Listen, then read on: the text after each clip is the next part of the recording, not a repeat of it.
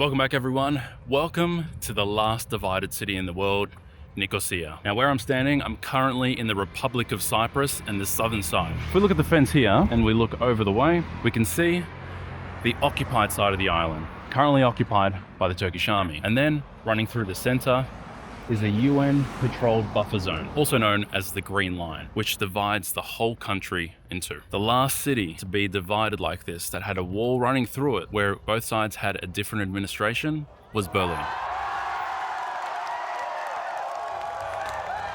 Now today's going to be a very special vlog and I'll explain why. But first, let's talk about Cyprus. Maybe you don't know too much about it. Maybe you've just heard it in passing, but Cyprus is a little island in the Mediterranean. And it's known for a lot of things. Beautiful beaches, tasty food, a lot of cool partying, fun traditions, and a pretty cool culture as well, and a very rich history. Now my vlogs, as you know, I like to bring a lot of humor to my vlogs. I like to bring a lot of positivity where I can, and try to keep things lighter in tone. Understandably, today's video is going to be a little bit different. When talking about war, it's never easy to be able to talk about war in a positive light. And a lot of people have died, a lot of people have lost their homes, a lot of people have been displaced. I'll say this at the start and I'll say it clearly.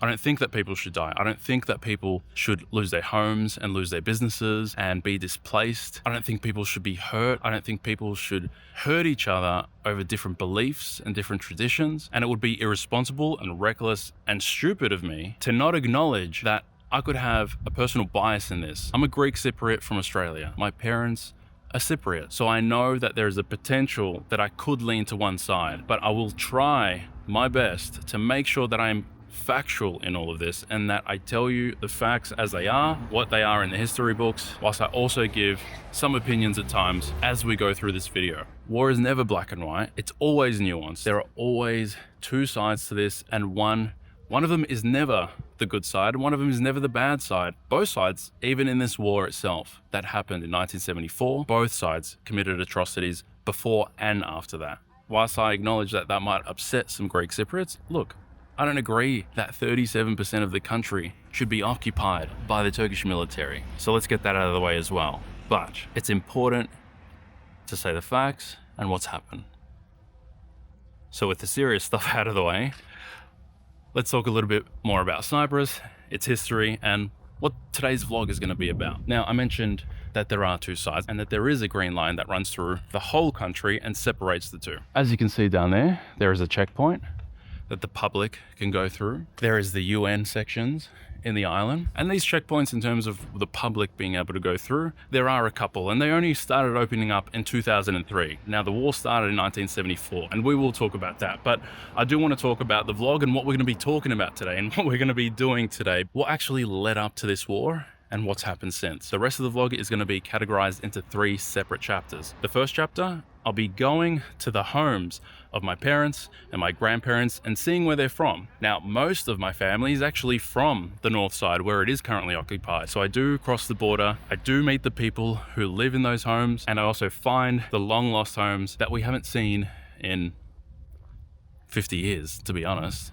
Chapter 2, I'll be heading into the once iconic Varosha, Famagusta, and exploring it. Famagusta was a city that was like the pride of Cyprus. It was the place to be if you came to Cyprus. Celebrities went there, it had beautiful beaches, luxury hotels, great food, it had it all. It was the massive pride of Cyprus. Hey man. Unfortunately, during the war, it became occupied by the Turkish military and still is to this day. It's now iconic for a different reason. I mean, it's so iconic that they even make TV shows about it, aptly named Famagusta. It was this flourishing city and region of Cyprus that, I mean, it was flourishing since even the 1200s when the French controlled the region. It's in this amazing geographical location like Cyprus is itself, and it was this place where people traded copper and silk. And then, of course, like I said, modern times, it became this sort of party area, right? In chapter 2, I do go and explore and walk around that area. And then chapter 3, I don't know if I really want to talk about this in front of the Green Line, but it is about the Green Line. So chapter 3 is an interesting one. It's all about the land between here and the other side, called the Green Line. Interestingly, there's my dad's village, right there. And of course, people are hoping one day for peace. So, chapter 3, the Green Line. Well, actually don't want to be too close to that when I talk about it. So like I said, the Green Line is this UN patrolled zone that runs through the whole island, from the west side of the island all the way to the east side of the island. In some areas, it's a couple meters. In some areas, it's a couple hundred meters. It is patrolled by the UN, and the public aren't allowed to go into it. It's overlooked by the Turkish military, and it's overlooked also by the Cypriot military. Because it runs through the whole island, there are actually villages that still remain within the Green Line. My dad, he can still go to his village on the occupied side of the island because he's allowed to go there, have a look, see his old house, meet the people who currently live in there, say hello, have a coffee like we do in chapter 1. But there are also some people who can't do that. Because their villages are in the Green Line, there are people who can't go and visit their villages. They can't go and see their homes, right? So you might say, well, why don't they just cross into it anyway? Why don't they just break the law and cross into it? Well, it's a dangerous place, right? The structures and the buildings have been untouched for 51 years. So to go into them is dangerous in itself. To go into the Green Line in general is illegal, and you could get arrested by the UN. And of course, because the Turkish military and the Cypriot military overlook the Green Line, you could get shot and you could get killed. And so in chapter 3, I go into the Green Line. Yeah, like typical fashion, I do something that I shouldn't. Now, I know someone who's from the village, whose home is still in the village, and he accompanies me into his village called, and we have a look at it. Now, if you're watching this, you can obviously tell that I made it out. So I was able to get out with my life. Now, everything didn't really go smoothly. I did get caught twice, but I did make it out. Now, I am in the heart of Nicosia, like I said. And we are along the Green Line just here. Obviously, there are some remnants of things around. Now, walking along the Green Line here is actually really quite strange, even though I've done it a couple times now and, like I said, been into it. But it is important for me to say, do not go into the Green Line. Don't do anything illegal. Don't do anything stupid. I'm lucky that I got out with my life. I don't want anyone to go in and think that they can do the same and get away with it. So again, just to reiterate, I do not condone going into the Green Line illegally, really doing anything illegal, right? This video is here so you can see it and be informed and see the remnants of the past. With that all being said, I think it's time to give a brief little history of how we got to the 1974 invasion and, of course, how we got to today. So, let's hear it.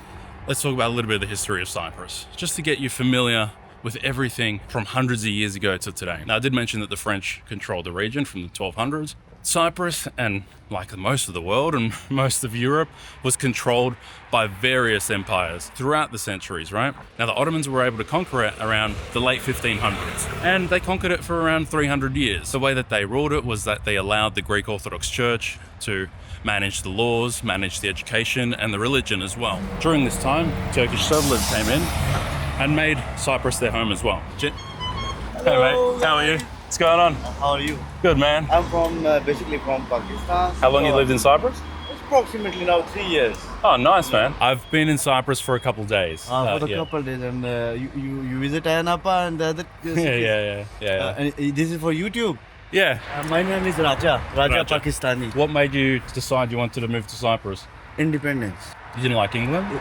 I like, but everything now, they put too much tax after the Queen, until the Queen Elizabeth is alive, that until there is okay. But now they put too much Malakia. So Cyprus Too much Malakia, did you say? Bulla Malakia, friend. Believe me. Until... That's funny, man. Do you like living here? I love it. Yeah. Believe me, man. Yeah. If you catch the Cyprus vibes, Yeah. best country in the world. Believe me. My first favorite country is Pakistan. Yeah. If somebody asks me the second one, so I go for the Cyprus. Yeah, sick.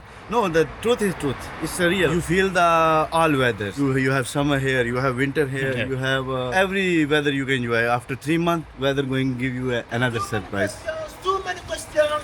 Can I be in touch with you? So after the first one is the weather, and the other one is independence. Nobody asks you, my friend, where are you going? Other countries, too much this other guys. You understand? You give respect, you take respect. Yeah. Clapping is always with the 2 hands. If you make 2 hands at sea, it should sound like clapping. works, yeah. One hand only slap. Yeah. Good to see you, You're man. funny, man. Have a great day. See you later. Yes, Cyprus, second best country in the world. You heard it here first. Well, he sort of said it was the best, but you know. So in the late 1800s, Britain actually leased Cyprus from the Ottomans. In exchange, they protected the Ottomans from the Russians. Let's walk through the park. Make it a little bit more quiet. So during World War One, hold on. Hey mate, what would you like to say to the camera? Oh, okay, you brought a friend. Wow, are there going to be more coming? There's peacocks. All right, you're interrupting history class. Now, oh, come on, mate. They're hugging. Okay. World War One happens. Britain annexes the country from the Ottomans. Turkey relinquishes all ownership of the country in 1923, and so Cyprus becomes part of British rule. The British rule thing wasn't really flying for the Cypriots. See, 80% of the country was Greek Cypriots and 20% of the country was Turkish Cypriots. People didn't really want to be under British rule. Now, the Greeks, they pushed a lot since World War One that they wanted to be part of Greece, like Crete became part of Greece as well. They wanted to merge with Greece. Whereas the Turkish Cypriots, they actually wanted to partition the island and have a section there. This is something that brought tensions between the Cypriots and the British and between the Greeks and the Turks. But Britain wouldn't give their independence, and so a lot of violence happened during this period after World War One all the way to the mid-century. The Cypriots tried hard. They really tried hard to become independent of Britain, but Britain shut down the question every single time. It was only until about 1955 that a group was formed, IOKA, where Greek Cypriots came together to try and gain their independence from Britain. This was a pretty bad period of time where Greek Cypriots, Turkish Cypriots, and British soldiers were dying. See, I probably should explain a bit of the geography of the island. It sits in a really advantageous position. To the north is Europe, to the east is Asia and the Middle East, and to the south is Africa. It sits at a crossroads of all three of these continents. So a lot of people like to put army bases and naval bases there, especially Britain and the US, right? So Britain wanted to keep its army bases there and wanted to be able to obviously control the island as well. The Cypriots didn't want that. Violence occurred from 1955 onwards towards the British and the British towards the Cypriots. It was a pretty bloody period. Some of the stories that I've heard are frankly pretty disgusting on both sides. Slaughter, torture, it's all really bad, as you would expect, right? So this guerrilla group kept fighting for the independence, and eventually they came to an agreement in a treaty. Now the treaty gave three guarantors: Greece, Turkey, and Britain. They would be guarantors that the independence would be kept. Cyprus couldn't merge with Greece like the Cypriot Greeks wanted. It couldn't partition itself like the Cypriot Turks wanted. It needed to remain independent. And if anything happened, all three of those countries could step in and restore that independence. And like I said, independence finally came in 1960. 1960. So, Cyprus gains its independence from Britain. The person who becomes the president is this gentleman here, Magario. That's a statue, it's not actually him. This area is called the Tomb of Magario, and there is a church up on the hill at a quite actually beautiful church, which is the Church of the Virgin Mary. I am on an elevation of 1,500 meters, that's why it's a bit foggy here. There is a monastery down there, which is really actually quite cool. Now, regardless if you're religious or not, if you are in Cyprus, I do recommend coming up.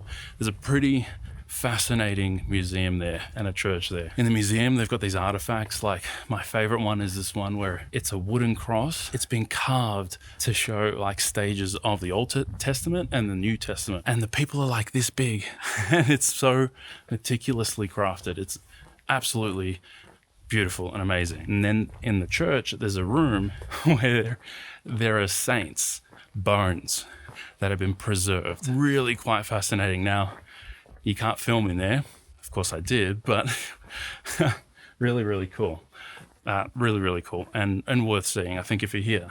So in 1960, Magario comes into power, and he was also the Archbishop of the Greek Orthodox Church at the time, which obviously raised a few eyebrows in terms of the power that is shared. It was 70% Greek, 30% Turkish.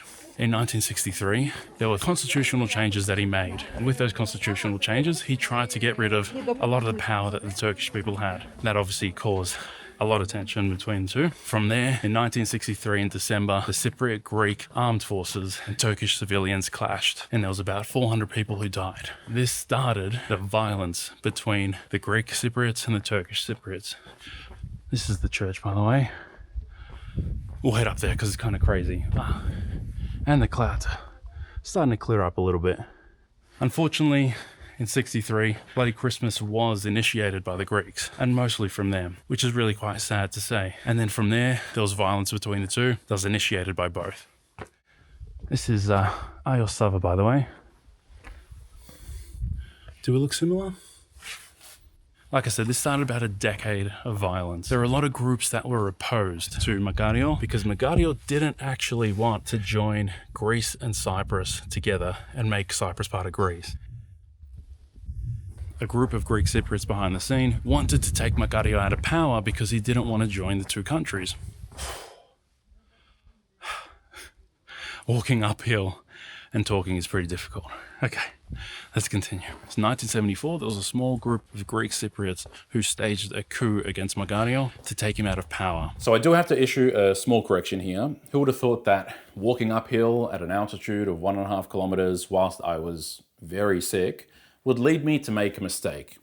Who would have thought, right? The coup in 1974 wasn't just Greek Cypriots who wanted to overthrow the government. Yes, it was carried out by members of the Cypriot National Guard and Ioka Vita, but the orders themselves came from Greece's military dictatorship. See, Greece had been under a military dictatorship since 1967 after members of their own military decided to stage a coup against their own government and seize power illegally. A coup, for those who don't know, is when people seize power of their government illegally, and usually violently as well. These same people wanted to remove Archbishop Magadio from power and form a union between Greece and Cyprus. Magadio, who was actually pretty popular at the time, didn't want to form a union between the two countries. He knew that forming a union between Greece and Cyprus could trigger Turkey to intervene because of their 1960 treaty. And what would you guess?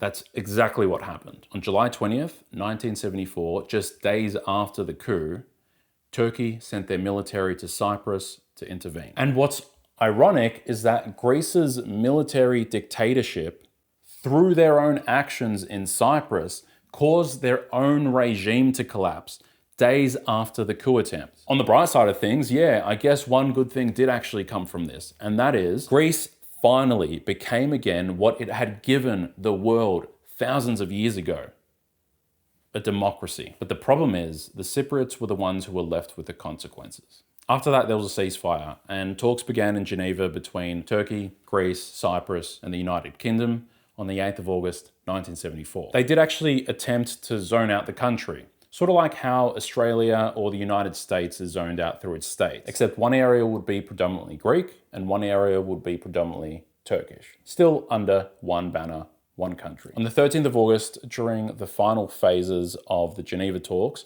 Turkey gave a proposal of zoning out 1/3 of the country. Greece and Cyprus obviously didn't immediately agree to this proposal because it would displace hundreds of thousands of people. But Turkey said that if they didn't agree to it quickly, military action would continue. Cyprus wanted more time to study the proposal. They asked for 36 hours specifically. But on the 14th of August 1974, less than 24 hours after the proposal was given, Turkey resumed its military operation, which expanded into occupation, leading Cyprus to look as it does today. Oh, and as for the coup, Magadio actually made it out alive. And in December 1974, months later, he returned and began running the country again. Although this time, it was a splintered one. Hey mate, how are you? Good, how are you? Good. You okay to be on camera? Nice to meet you, man. Now, this is where Magadio stays. See you, dude. So, although they couldn't kill him, they were able to overthrow him. This is the church. Church break, by the way. Pretty incredible, right? Now, you have to crawl under here and then do your cross. There was an opportunity for UK to intervene, but they chose not to for various reasons. Like I said, Cyprus has a pretty amazing geographical location, right? Which is pretty advantageous to have army bases. The UK didn't want to intervene because they didn't want Greece and Turkey to have a war. They didn't want a war between the two NATO countries. They were also struggling militarily in terms of like coming back from a couple of the things that they've done. So they didn't feel like they had the power. They interpreted the treaty that they were more guarantors and there to ease political tension rather than be a military intervention. The US as well and Henry Kissinger actually felt like a divided Cyprus was actually beneficial. It meant that they get to keep their military bases. Kissinger actually didn't feel like there was any reason for Turkey not to have a third of the island. So because of the lack of intervention, Turkey invaded in August 1974 a second time and annexed 37% of the island. Now, the 160,000 Greek Cypriots who were there, like my family, many of my family, had to leave obviously. About 40,000 of the Turkish Cypriots on the southern side also fled the southern side out of fear of retaliation. So this displaced obviously almost 200,000 people. And a lot of people lost their homes on both sides. Yes. Αυτή η μουσική τώρα. Ah, Από τι είπα, από πού τους μου βγήκε. Δεν μπορώ να τραβήξω την καναπή. Αχ, να είστε καλά. Να είστε καλά, αγόρι μου. Τα παιδιά της τεχνολογίας τα ξέρουν. Τώρα εμείς κανονικά πρέπει να πατήσω αυτό και να βγει. Α, εντάξει, ωραία, μπορώ να το. Χίλια ευχαριστώ. Να είστε καλά. And so, of course, 51 years, the country has been divided into two sides, the southern side and the northern side, with the center, the green line, being a UN buffer zone where people aren't allowed to go. Heading into the north of Cyprus and crossing the border for the first time as a Greek Cypriot is a little bit uncomfortable. Now, this could be self-imposed, but you should remember that for a lot of people, the last memories that they have of this place could be gunshots, planes, boats, bombs, a loved one dying. For those who weren't there, you hear the stories. A kid goes to a protest, he clashes with counter-protesters and extremists, and he gets beaten to death. Days later, his cousin goes into the UN buffer zone, climbs a flagpole to take down a Turkish flag, and gets shot and killed, all while being broadcast on national television. A Turkish pilot is flying overhead. His plane gets shot down. He goes to the ground. The people who shot him down find him and they torture him to death. British soldiers are patrolling an area. One of them gets shot and killed. His fellow soldiers look for the people involved. They find the person's friends and kill them. They also manage to find this person as well, who's gone into the basement of a house. So they pour petrol down there and they light it on fire, burning him alive and killing him. These are the types of stories that you can hear from Greek Cypriots and from Turkish Cypriots. There's so much pride on both sides. Throughout most of Cyprus, there are Greek flags everywhere. There are Cypriot flags everywhere. In the north side, on a mountain, there's a big fucking Northern Republic of Cyprus flag that can be seen from a lot of parts of Cyprus. In fact, there are two massive flags, symbolically a middle finger to the south side of Cyprus. This didn't happen 200 years ago. I still have pictures of my mum in Famagusta before it was occupied and left to rot. After the plane started flying overhead, my grandmother, my yaya, in a panic, packs just bed sheets. Packs only bed sheets. And she takes her daughters and she leaves the house, leaving all other possessions behind. And it makes you think, why didn't she take pictures? Why didn't she take other possessions that were more important? And then when you start to think about it, you realize this woman didn't know where her daughters were going to sleep that night. So all she could think of was to get the bed sheets. All she wanted to do was survive. This conflict is still pretty raw. Thankfully, it has settled down a lot. But crossing the border and not knowing what the other side thinks of you, it's a little bit uncomfortable. So the rental companies sometimes put little GPS trackers in the car to check whether you've crossed the border or not. So just looking for that. If they find you've crossed the border, then they'll actually remove the insurance. It voids the insurance, so it's important just to check. At least not in the wheel arches, but could be anywhere, right?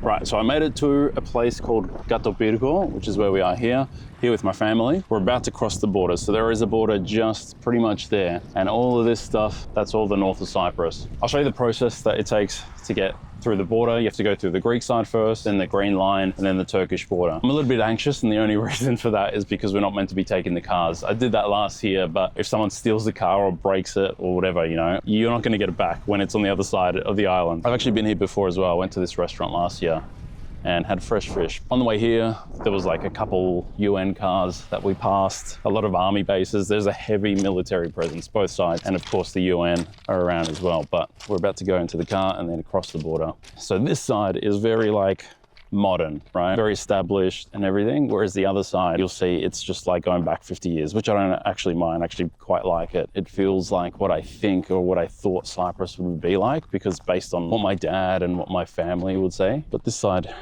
you know, it's really quite beautiful. But the other side is beautiful as well, but in a different way. Yeah, so this is the Greek border, the police control.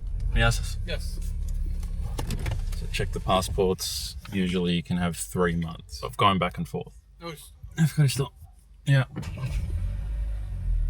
We're in the UN buffer zone, so we're in the Green Line at the moment. Once we get to the other side, then the Turkish government has their border there that you have to go through, and then we have to pay for insurance as well. So right now this is all, I mean, it'll be inhabited by the UN, but outside of this stuff it'd be all uninhabited.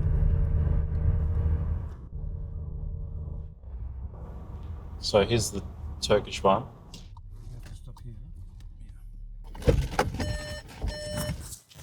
I need to get insurance as well. It's a rented, yeah. For rented car, it is minimum 3 days. Yeah. It is 20 euro. 1 month is 25 euro. Okay, cool. If anything happens to the car, what's the process? If you get in an accident and you are your mistake, this covers the other car. Yeah. If it's their mistake, they have the same insurance, they will cover you. Yeah, okay. Look. Thank you. Thank you. So they usually have these barriers on the other side. So we're officially on the other side. So here is a soccer field, and then next to it is a shooting range. Next to the soccer field. So was the soccer field here when you... Yeah, it's our land. The soccer field is your land? Yes. Okay, sick. This is my house here. We've made it to Dad's house. Oh yeah. Lady's there. I recognize her. Yasis. Yes. Ήταν από μπόξο. Ναι, ήσταν να αρκέσω το σπίτι μου. Γεια σου, τι κάνεις? Καλά σου ορίσετε. Γεια σου. Θυμάσαι εδώ. Θυμούμαι το. Πέρσι ήρθαμε. Πού είναι Patrick? Είναι εδώ? Πατρίκ, Πατρίκ, ναι. Έφυγε. μικρό, Ναι. Έφυγε. έφυγε τώρα. Έφυγε. Μη σκουμποτόμαν του γάμου. Okay. Okay, next village. Yeah. Oh, look at the kids. Το μικρό. Merci esto. Το πιάστε. I got a chance, I was thinking that this is the coffee shop, Ναι, ναι. and the government asked it to close it down. Why? It was illegal. It's not his land. What's there now? They can go in there as well. Oh.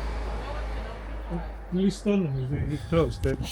So surprisingly, the Turkish government asked them to close down the cafe, but I don't understand. I mean, I don't think my parents or my grandparents really care that they've got the cafe shut. Let's see what this says. The corporation that owns it apparently received bids for the renovation of the building. Members wishing to submit bids are requested to obtain specifications prepared for this project from blah blah blah and submit their bids to the corporation by March 21st, 2025. That's weird, man. The Turkish government took it from my family and now they've taken it from the people who live there now. It's just so weird, man. Oh! Oh, I just walked through a fucking massive spider web. Hey, geckos. Σκοτεινό, λέει, because είχαμε σπίτι μέσα Idinaga migo hameboni elias na paiban. Die mallo sameni gastiri oligat. Betun boa. Este veranda? Ναι, με πολλά μεγάλη. Ne. E veranda bugado, je bugano, perfola. Can you ask him if I can film, if it's okay? If it's okay. Αλλιώς μου κάνουν βίντεο, εντάξει. Idinaga nasıl What are these? Chilies? Look like chilies. Nerede? The salt? Oh, the cheese in there, yeah. Yeah. Huh? What are you eating?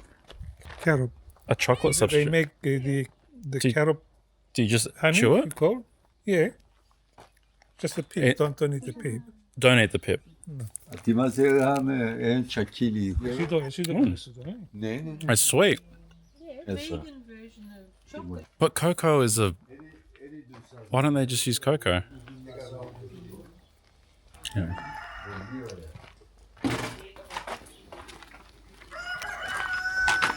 Το γήπεδο τώρα παίζουμε παντζαμένοι. Όχι, εγάρι το επειδή καμί ζολή στρατός γάμε. Που ήταν great, εγάρι τζετζίνο. So they built the balcony, huh? Yeah. We extended. Πιο από τα Τούτο έκαμα εδώ, μπάνιο, ύστερα μπάνιο έκαμα εδώ και τουάλετα εσύ μέσα. Yeah.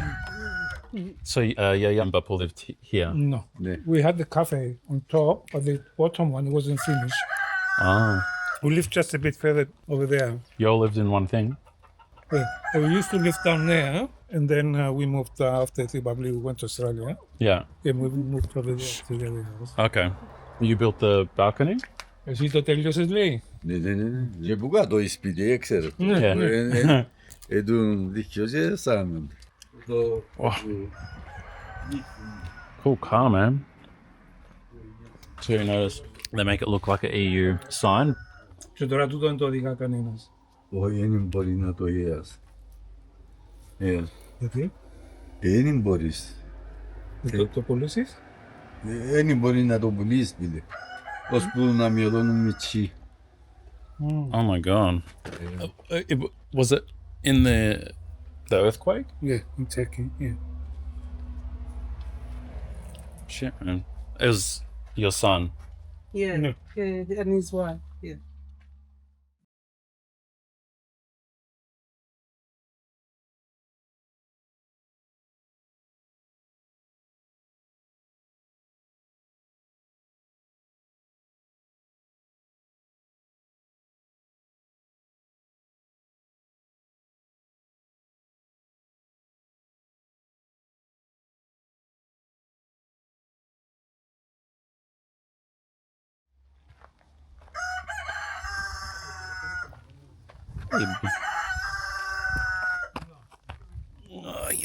Yeah.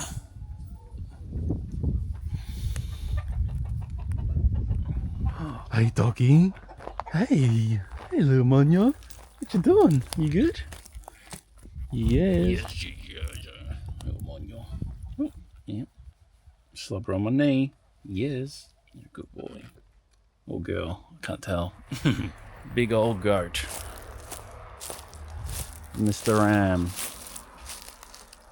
Whoa, it's a big goat, man. Hello.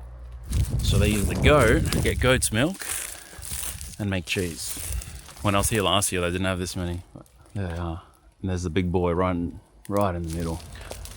There's a soccer ball, and then a soccer pitch here. My dad had a soccer pitch. How funny is that?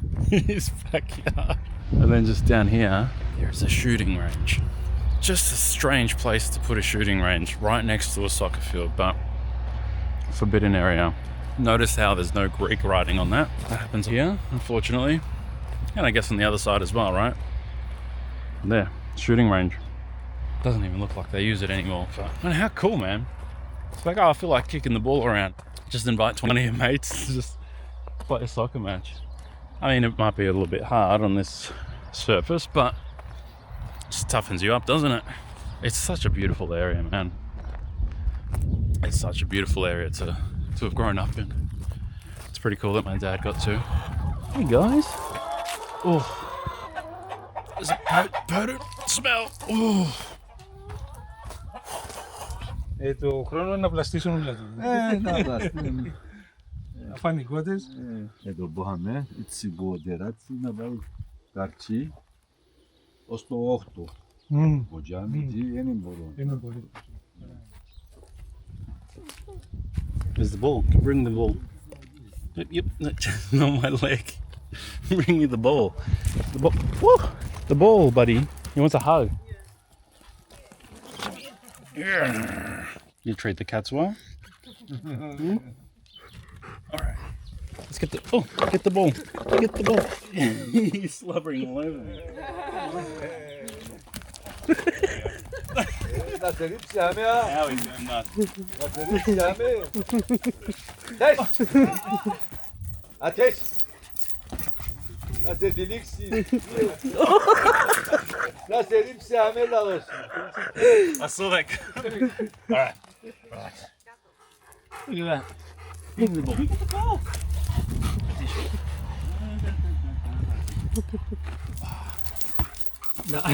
Nah, he just wants to play with me. All right. Goodbye.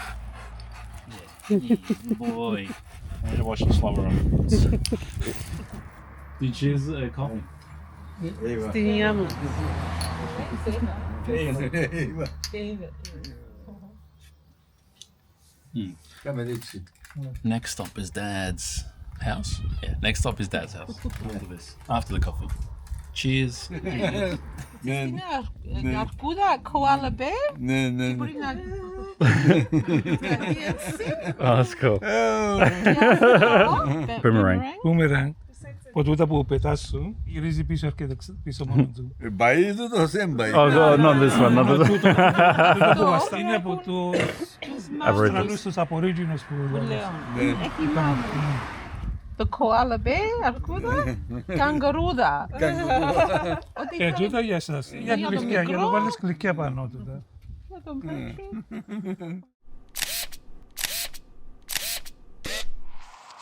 Next stop is actually where my grandmother's from, my mum's mum. So it says Gemikonaki, but I think it's called Apogumbo in Greek. So my mum was saying there's a trolley, like a train track that was a cart, and it would take copper back and forth from the port. And apparently they saw it while I was driving here. Who do you reckon these are? It's a nut. Yeah, but soft and a bit soft inside. Yeah. There's some sort of building up there. Looks like a processing building that's not used anymore. And someone's farm here. Someone is farming, so it's a palm tree with no top on it. Interesting.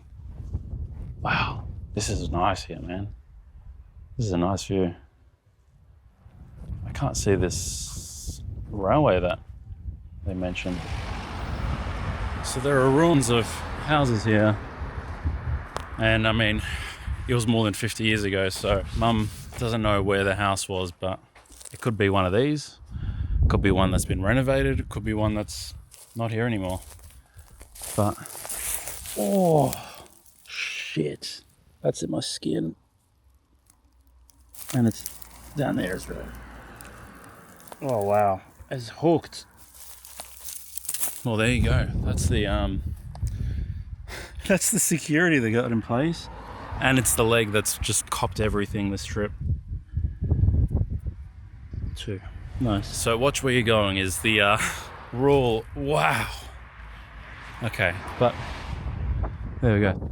I think I actually prefer the landscape of this side better than I do the south. It's really nice here. Where's the next stop, Dad?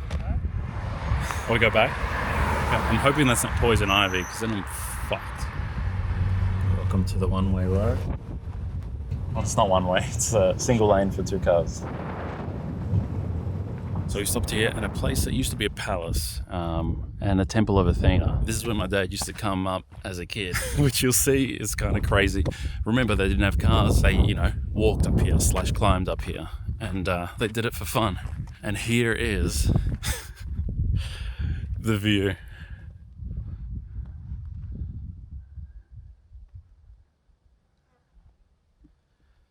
This was my favorite place last year. Just being able to see absolutely everything. It's fucking awesome. So beautiful. I'm glad it's a clear day as well. You can see a house from here? Yeah. Which one? Yeah, in the middle. Oh yeah. They got the The red thing at the front. yeah, the shooting range, and then Yeah. Pulino used to work here, selling tickets oh really? for a couple of years. Didn't he also work at the port down here? Yeah. So there's a port town just up here.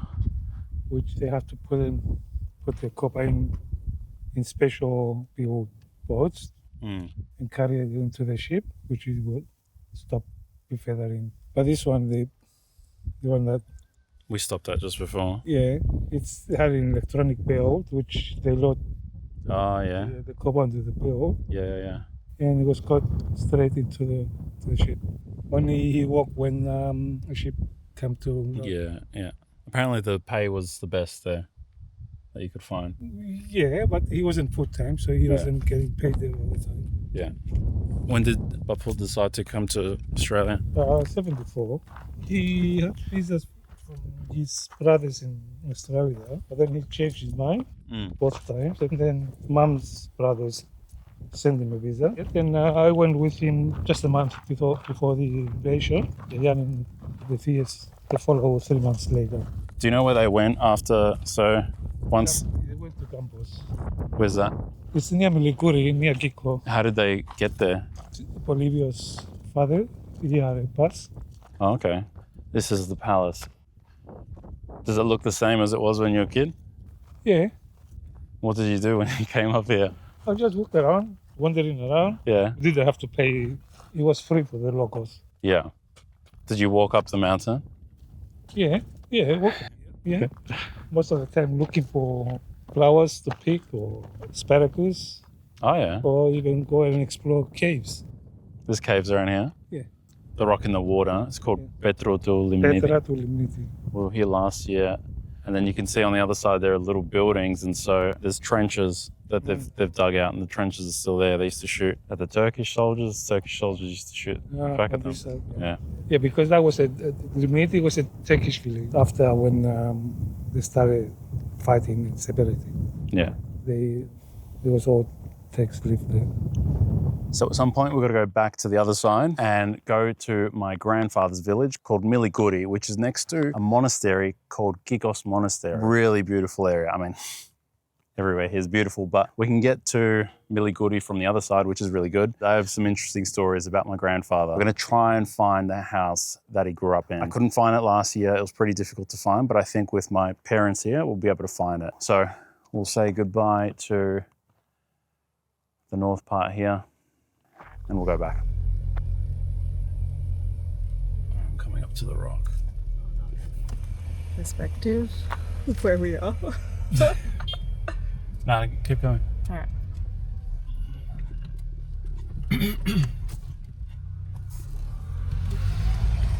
Now, time for another one. His mate is going to come up with a car. You're never gonna leave. We're never gonna leave. Yeah.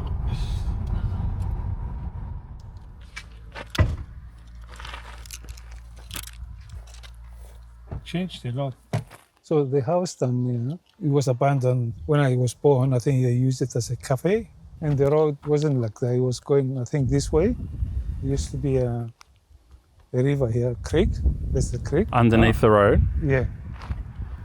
And the road used to go through there. I only went the left side around that house. That house was That owned house by probably was uncle as well. Bolivia's family. Next to it, it was a house, and then next one was Papua Mitropolis house. So your house was up there? Yeah. Okay. Do you think it's there anymore? No, I don't think so.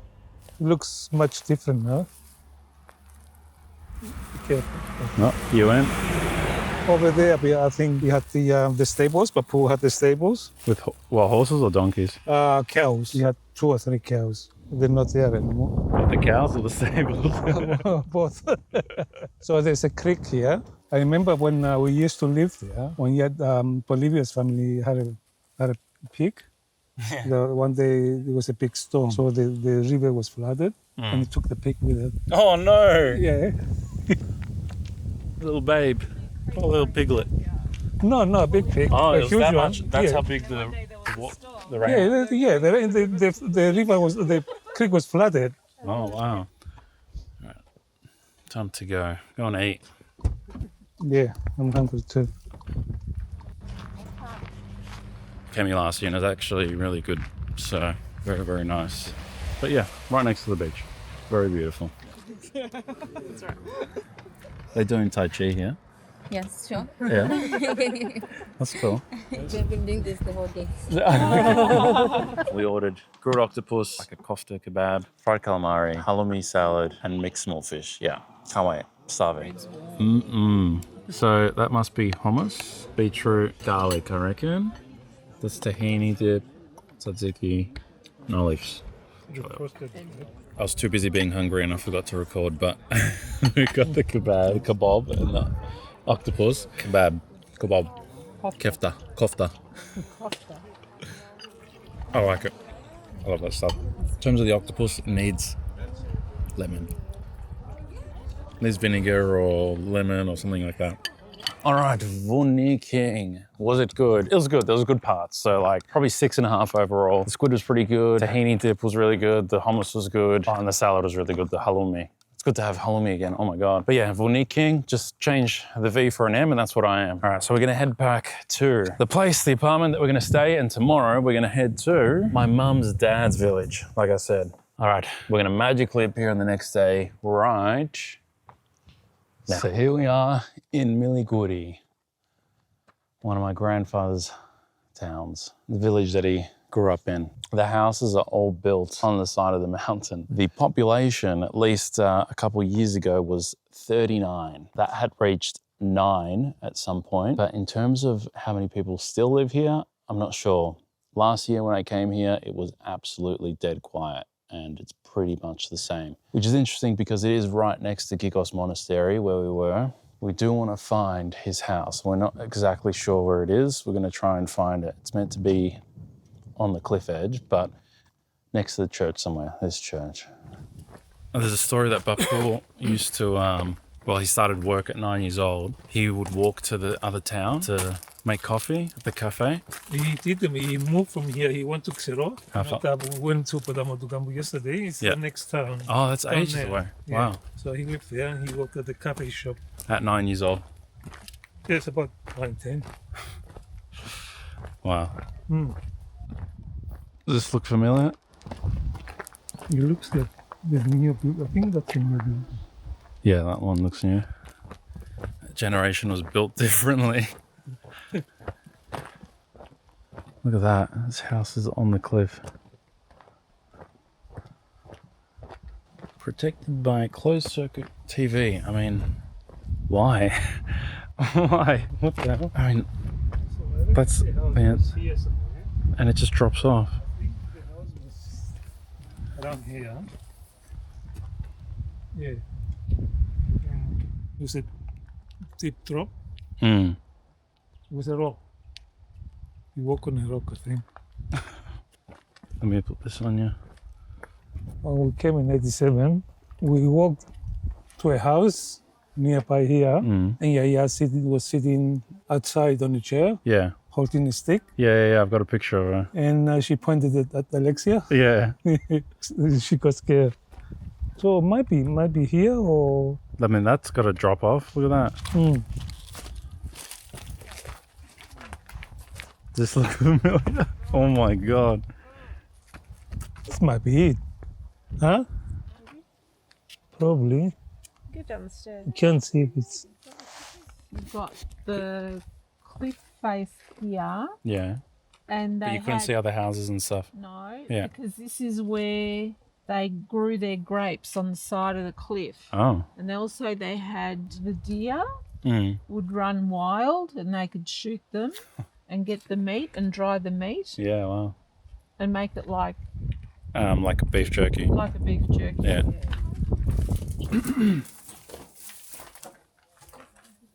There's no. Never were.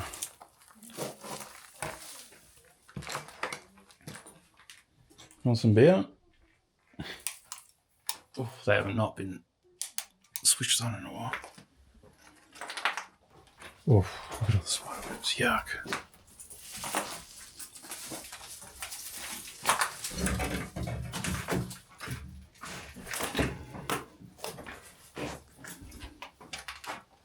Oh yeah, that's a toilet there. How the hell did they get to the toilet? They have to walk along that? Yeah, that little path there. Oh my god. What if you're in the middle of the night and you need to go to the toilet? What the hell? Oh my god. And you just... Oh, whoopsies. That's crazy. Look at that.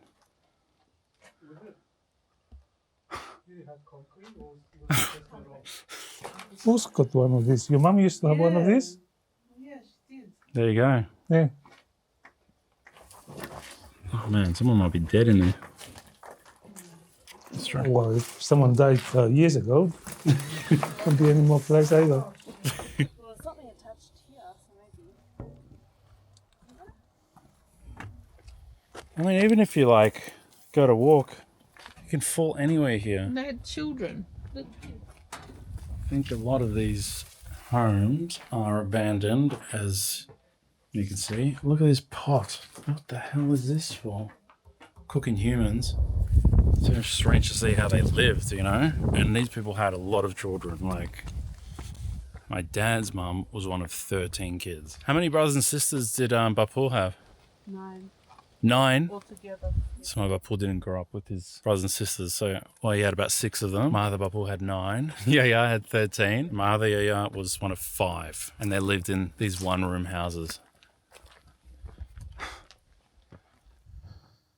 So the good thing is we did find the house, which I'm thankful for because we just couldn't find it last year. So now we're going to be heading to Famagusta. It was once the most popular place to go in Cyprus, and now it's a deserted town. Now, I know you guys have been very engaged, so you haven't noticed that the video is almost about to end. This is on purpose, yes. I didn't want to cut anything from the history. I didn't want to cut anything from chapter 1 or 2 or 3. And I also didn't want to make this a 2-hour video. I know, it's so annoying, right? But this gives you time to rest, breathe. The other video is already finished. Not really, it's almost finished. The other video is already edited and it's ready to go. So you know that it's not going to take too long before I release it. So of course that gives you an opportunity to press the little subscribe button, which is under this video. And there's also like a little bell icon, and you turn that on. That will give you a notification of when the video is out. And it tells you also when my other vlogs are out, because oh my goodness, I like explored most of Greece. It was an incredible time. Oh my goodness. I had so much fun. I did a lot of adventures. I nearly died a couple times, but hey, that's all part of the adventure. So you're going to be able to see them as well. And of course, if you're wondering why this looks like a fucking shithole around here, that is because I'm also renovating my house. So I have a bunch of DIY house renovation videos. It's for the girlies out there. A lot of fun. I transformed this whole place and there's still a lot to go. So hopefully I catch up with editing. Anyway, in regard to this video, if you have some negative feelings about it, if you want to tell me what you think about me, please write a comment down below. I'm not going to reply to any of them, but it's very good for the channel. So make sure you get it all out. And you know, honestly, I think it's probably better that you watch this again another 1 or 2 times just to like get your thoughts together and realize that I'm not attacking anyone. And what I'm saying is actually pretty fair. And then you can say to me in a comment, you know, I thought that I really hated the video at the start, but now I like it and I like you and you're amazing and I'm going to share this with all my friends. I bet you are. But apart from that, thank you for watching. I really appreciate it and I'll see ya in the next one. Thanks guys. See ya.